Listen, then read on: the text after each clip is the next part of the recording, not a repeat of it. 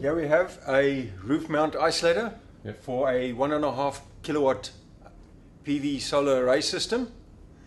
The beauty of this is it gives us our ELV voltage isolation at immediate point of isolation. The advantage of extra low voltage is that we are reducing our potential 500 volts array voltage down to a safe voltage of below 120 volts. With an array with an ELV voltage of 120 volts, even the fireman can quite safely put water on the panels and will not receive a fatal electric shock. Unfortunately, with an array voltage of 500 volts, even down to 320 or 300 volts, any water on our panels and the fireman would get a deadly shock of between 80 to 120 milliamps. The advantage of this system, what we're looking at the moment, is it is in the off position. Our little lever is up nice and proud, and on the side is telling us off.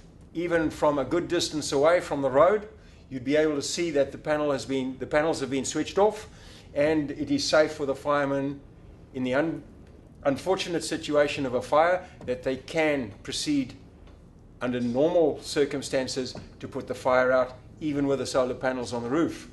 We have our gap, which is nice and big, making sure that the fireman is only dealing with 120 volts, which is a very safe working voltage. When we switch it on, it closes the gap until it makes a good contact, meaning that we now have full array voltage all the way down through our array cable to our inverter. Next to the inverter, down on the ground, there will be a Bowden cable connection. That is the connection very similar to the one that's in the motor car for when we open the bonnet. Sitting behind the wheel, driver's seat, lean slightly forward, probably with the right or left hand, pull that little lever that opens the bonnet, and the bonnet pops open. Much the same for this isolation procedure. Standing on the ground next to the inverter, emergency situation arises, you pull a similar little lever, and this switch operating from the Bowden cable, which comes in on that point, connects to this plate, and it activates and opens, giving us our gap again and our 120 volts, which means that it's very safe to work on the system, which every electrician needs to do.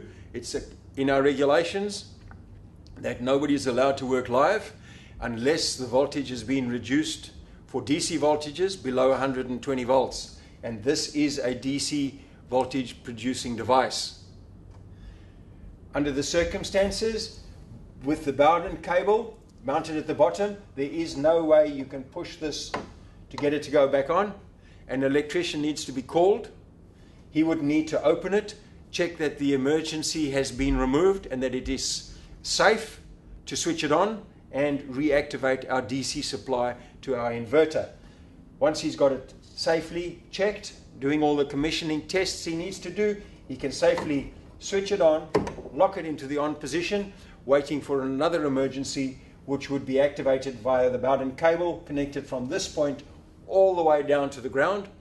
Anything from 20 to 60 meters is possible, taking into account most single, two-story, even three-story buildings, and I'm sure arrangements could be made for any flats, commercial buildings where the distance was greater than 60 meters, but 60 meters is at the moment the maximum distance that we would prefer it operated to. Thank you.